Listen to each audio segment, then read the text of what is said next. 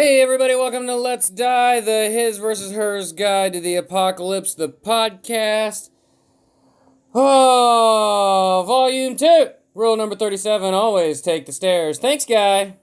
And if you have a rule for it to add to the guide, please let us know on Twitter at LetsDiePod. This act has consequences, and so does Zoe. So, say hi. Hi. Hi. So, we're going to talk about a little something called Life is Strange, you dig? Yarp. Yarp. So, let me move you. Ooh. In the background, I'm playing the music, and I'm already catching feels.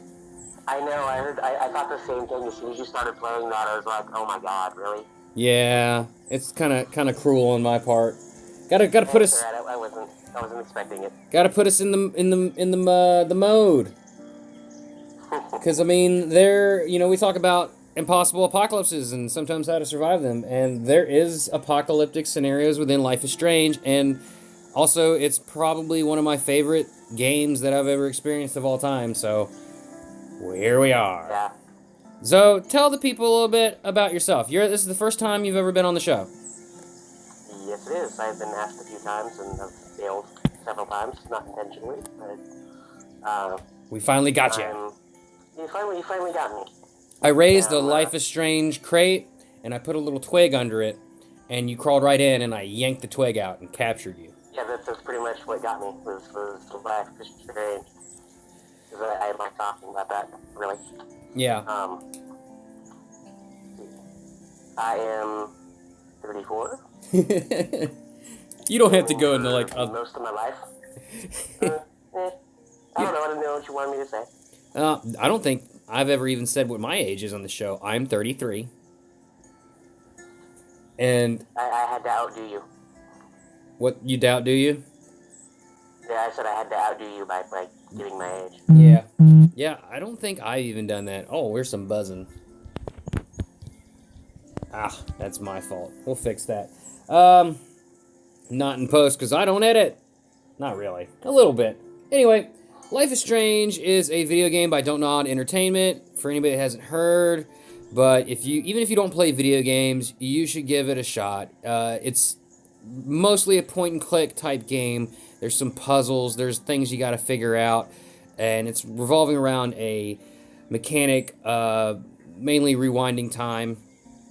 And pretty much anybody could play this game. And they probably should, because my experience with the game is that it made me cry. It made me cry a few times, and it's the only video game that's ever made me cry. And I think that makes it pretty powerful. Zoe, would you describe your experiences with it? Fairly similar. I mean, I wouldn't know about the only game that made me cry, but it was one of the first for sure. And not just the first game, but Before the Storm did too, several places.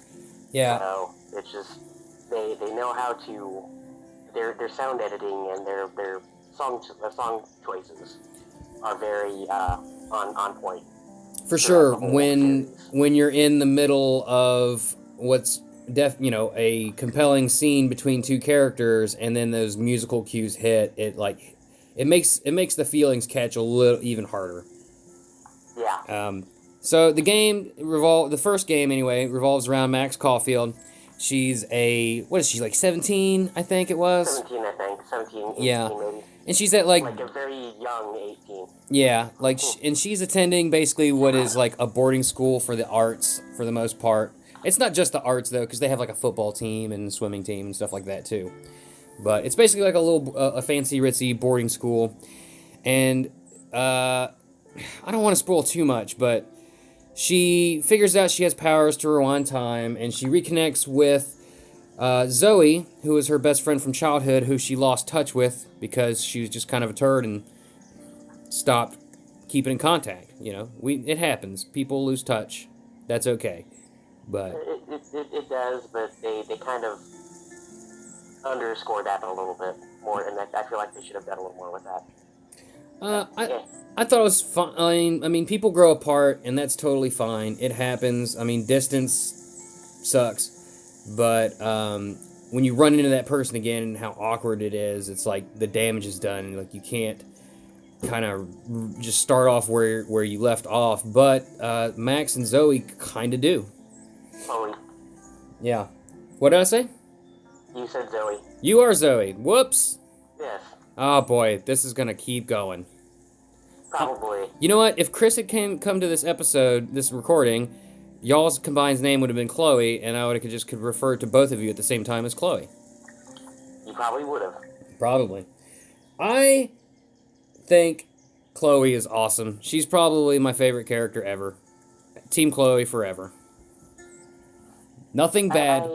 I like her a lot too, but then there's times where I'm just kind of like, you're a bonehead. She definitely is a bonehead, but I think part of that is what makes her relatable. You know, Yeah. you know, everyone is flawed, and Chloe is no exception. But for some reason or another, you fall in love with her, and you definitely don't want anything bad to happen to her, even when she's kind of like being, well, teenager? Yeah, like, especially with her, like, stepdad. Like, yeah, he might be a douche, but he's not, like... Well, I'll tell you what, in the early chapters, he is super creepy, and he gives you every reason to hate his guts. I think it depends on your choices, because every episode, he has douchiness. I think, So... The cameras he had hidden around, that's what did it for me. I'm like, this guy's a fucking wackadoodle. Yeah. That's what pushed it over the head. That was the kicker, for sure. We are definitely going to talk about spoilers. So if you guys haven't played the game, stop listening and then come back later and listen. But did you end up siding with David in that conversation? On the cameras or on something else? When they had that big familial blow up, and you could have chosen to side with David, or you could side with Chloe. Oh no, I sided with Chloe. I sided with David. Really? I did. Why?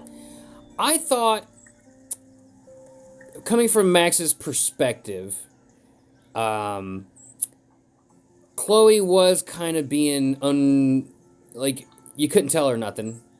And no, that's true. And as you kind of got to know David a little better and how much he truly loved Joyce and cared about Joyce, and his ultimate goal really, like, he didn't have a motive, right? His motive, like, not a creepy one. He didn't have an ulterior motive. Right. His ends justified the means, and it was kind of creepy, but he really just wanted to keep his family safe, and he wanted Chloe to like him, but being a veteran, he was kind of locked away from his softer side, so he couldn't really connect to a teenage girl. You know, he just didn't know how to do it. So I kind of saw that from Max's perspective, and also was like, hey, he's doing this stuff for you guys, and you're being kind of...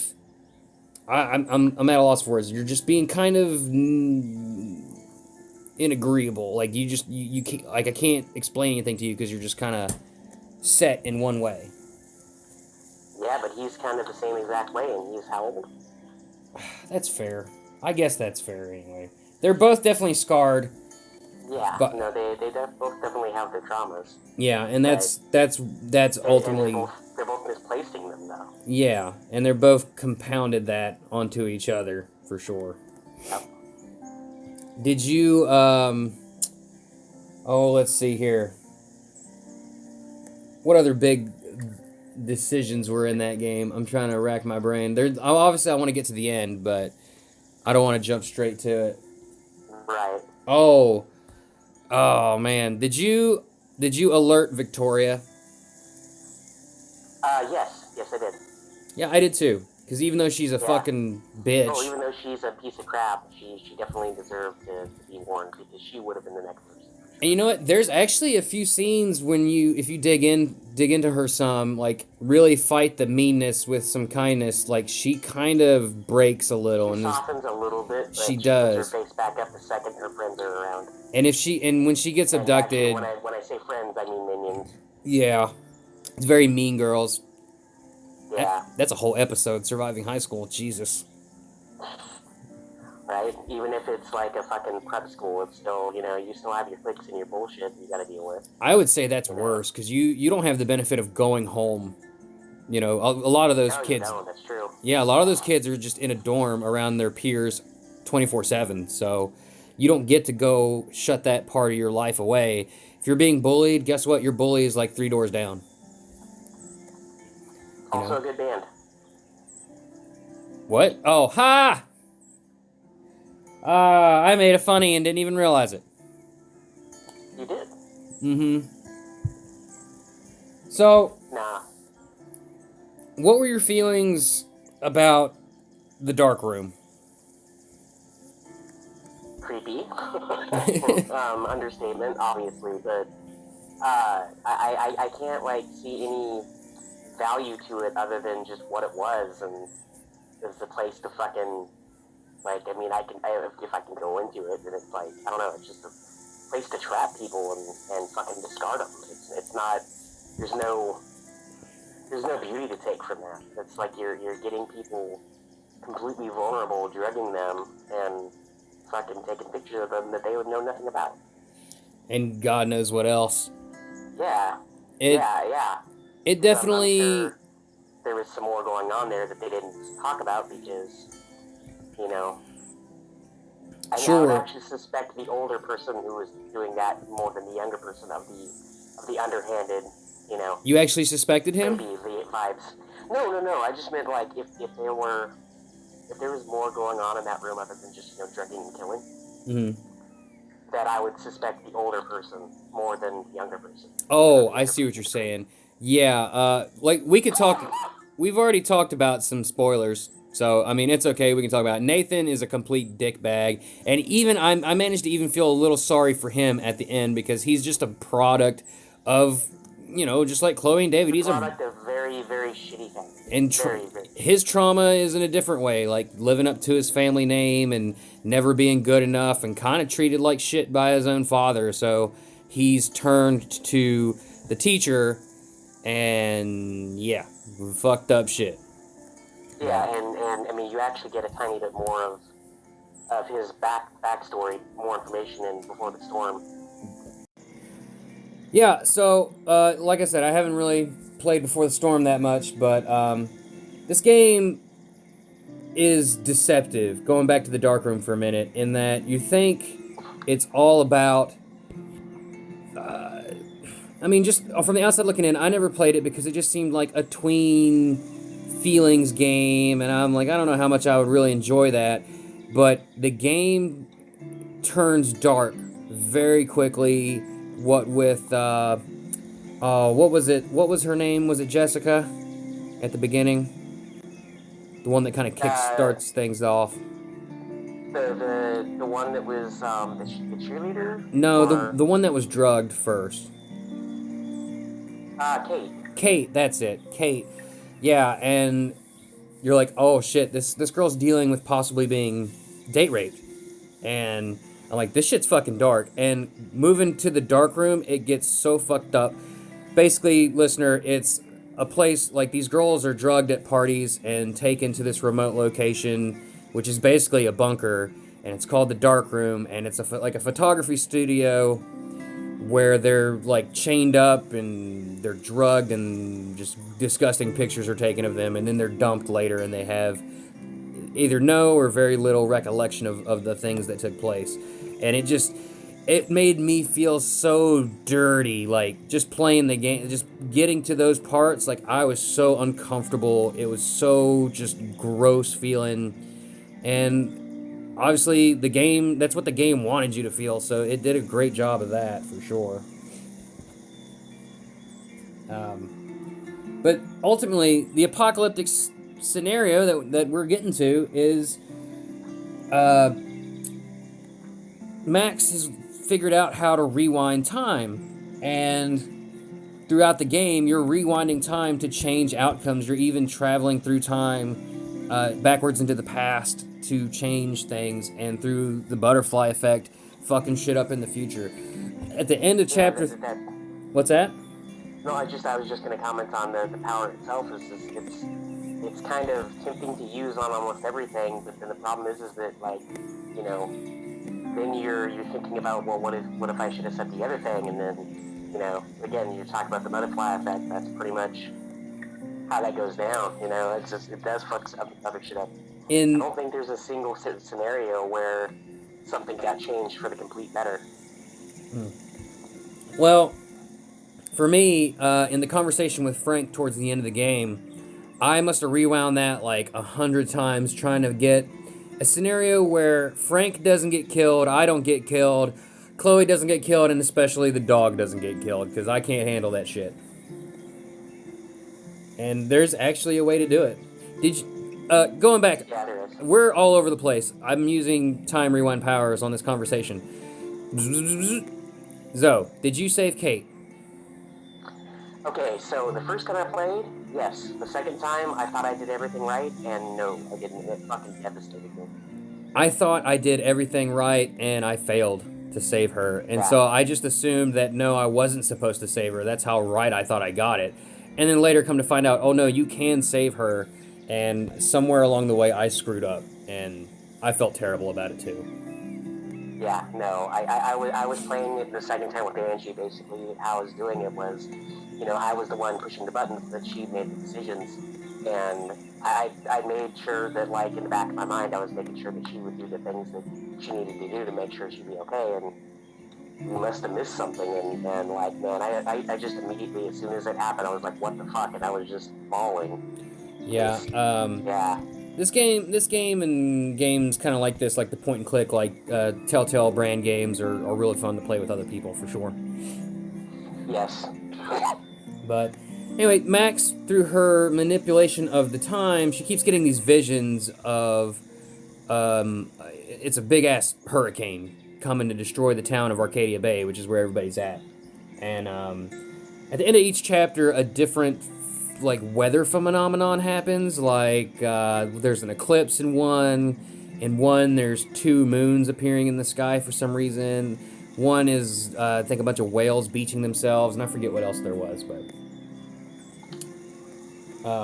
but yeah, it ultimately leads up to she fucked up too much. She broke time, and she's leaving basically multiple copies and splintered timelines around, and in the wake of that, it's just totally fucked up.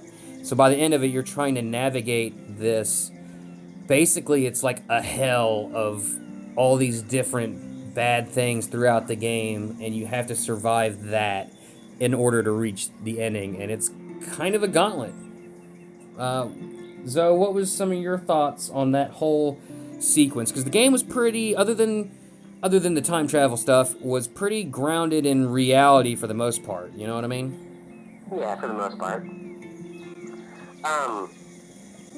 On that though, the weird thing is that, you know, she saw, before she even knew she had the power, she actually saw the visions. So I think that was predetermined to happen no matter what, and any attempt she had at stopping it was just not going to work.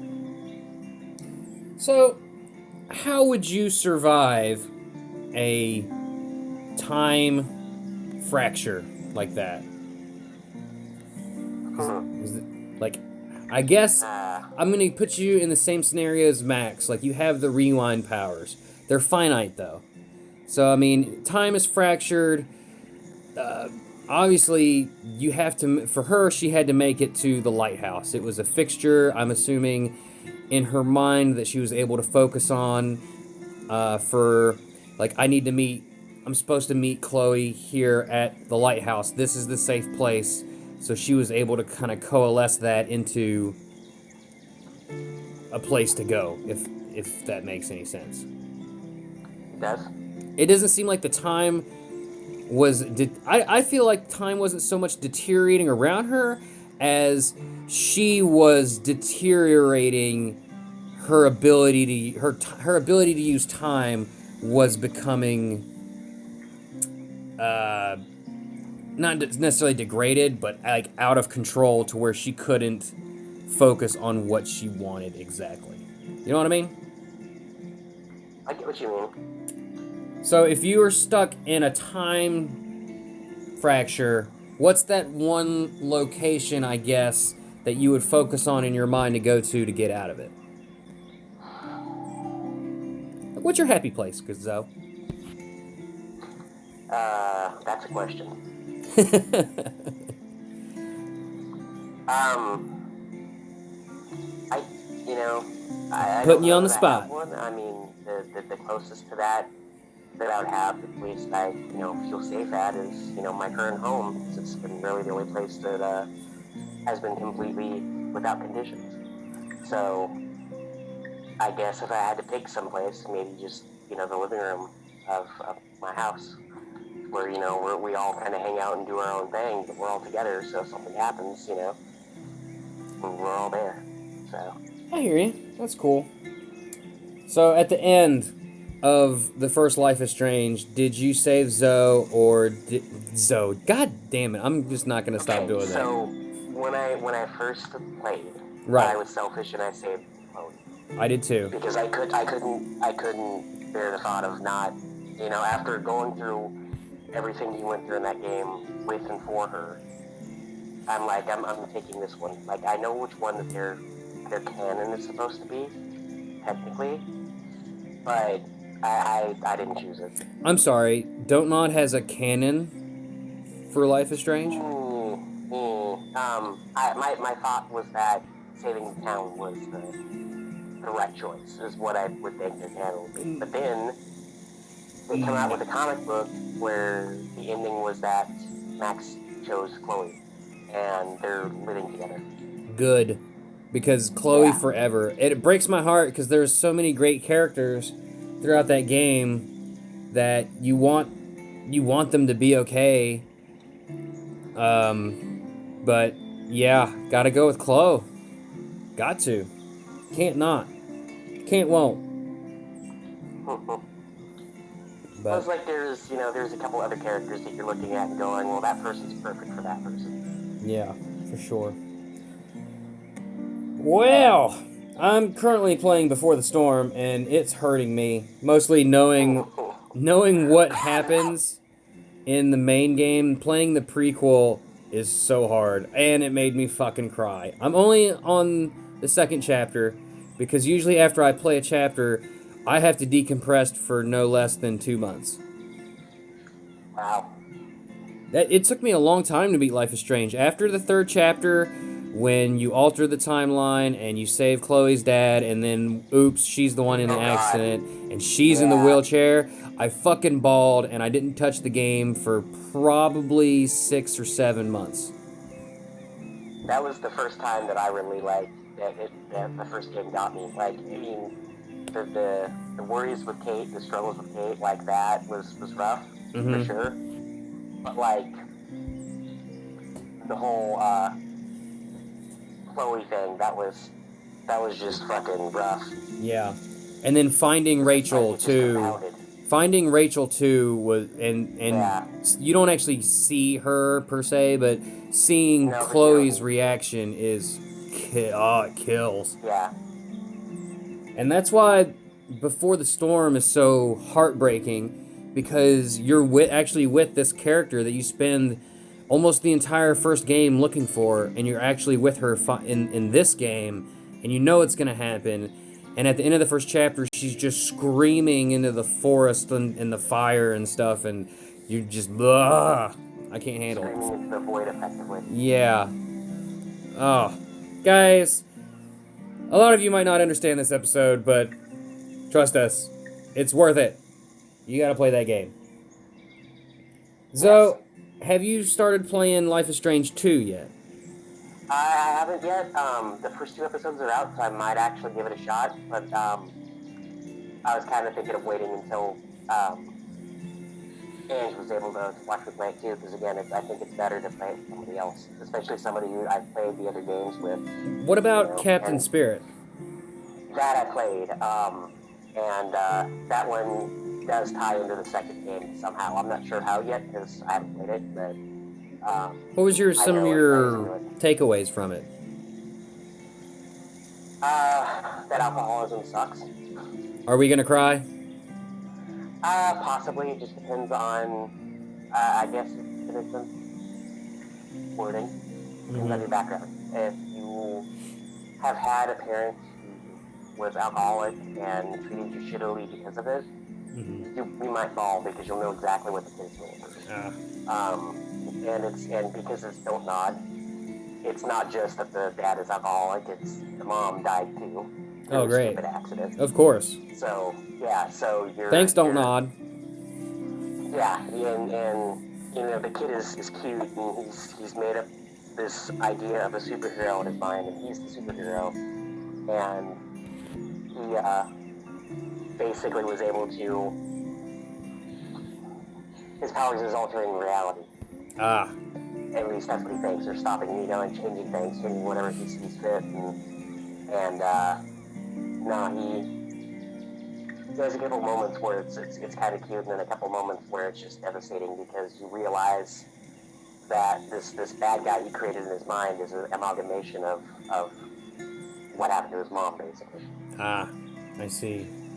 Well, folks, try them out. Try out the games. You won't be sorry. Definitely start with the first Life is Strange. Do Before the Storm, then Captain Spirit, then Life is Strange 2, which is currently, you said it has 2 chapters out. By the time this episode comes out, they'll probably have another one. Who knows? As long as it takes me to put these damn things out. But stop rewinding time. Learn to live with your decisions and your choices. That was a hard lesson to learn, wasn't it? Yeah, for sure. Avoid the dark room. If you go to parties, don't take any unknown substances. Make sure you always party with a friend that you trust, that if something happens to you, you trust them to get you home. Don't drink or drive or ride with anyone who does. And there you go. Survival. We did it. Zoe, there's probably more survival tips in this episode than all the rest of Volume 2. It's ridiculous. Yeah? Yes. But thank you so much for being on and talking with me and stuff. No problem. Thank you for having me. So yeah, guys, send us an email. LetsDiePod@gmail.com. We're on the Twitter. Rewind the episode if you want to hear it. Yeah, play them games. Life is Strange. Thank you, Don't Nod, for some great ass games. Check out our Redbubble store at at redbubble.com/people/letsdie. And little new thing I'm doing here for the next 10 reviewers of the show, you're gonna get a free sticker. So you review the show, hit me up on Twitter, and I will send you a sticker for the first 10 people. Zoe, you want a sticker? Sure. Cool. I'll send you one if you leave a review. Da, da, da. I have to review an episode that I was on. Isn't that kind of narcissistic? No, I mean, you just review the show in general. Say, hey, I know this guy. He's a nice guy. He's great. It's good. It's all lies. He has a deep sadness. Guys, this action does have consequences. And that's it. It's the end of the show. And you know what, Zoe? If we're gonna die, say it with me. Let's die together. Yep, we got it. Bum. Bye.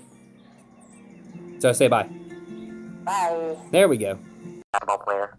Who's your stupidly named basketball player? Kareem of the Crop. That's pretty good. Actually, you like it? Yeah, I like that one a lot, actually. Kareem of the Crop. You're usually pretty good at the pun names. Yeah, it is. Justin, again, he's a really big wrestling fan, and there's this one interview that he plays every so often. It was Macho Man Savage, and the guy that did all the interviews for the wrestling thing, and Savage just kept talking about how he was the cream of the crop, but every time he would say that, he would pick up, like, you know those little creamer things they have at restaurants for your coffee? Yeah. Like, he would just continuously pull them out of just places on himself, like, you don't know where the hell he was keeping them, but he would keep, like, putting them in the pocket of the guy who was interviewing him, or just whatever. It was fucking funny. So I'm like, yeah, I'm the cream of the crop. Pretty good. Alrighty.